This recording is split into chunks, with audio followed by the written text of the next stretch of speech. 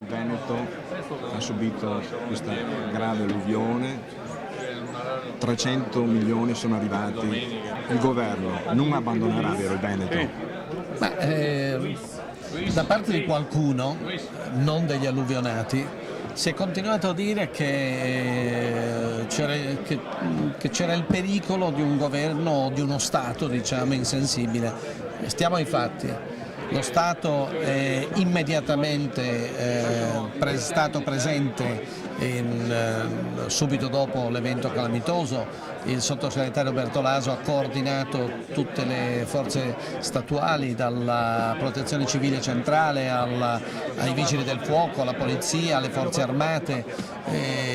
Lo Stato ha dichiarato immediatamente lo stato di calamità, ha messo a disposizione importanti risorse, ha garantito quel rinvio nel pagamento dei tributi, tutto secondo tempi che sono stati i più stretti nel confronto con altre calamità. Quindi io posso comprendere che l'assenza dei grandi media nazionali possa aver fatto temere che questa potesse essere il riflesso di una disattenzione istituzionale, ma che non c'è stata e non ci sarà.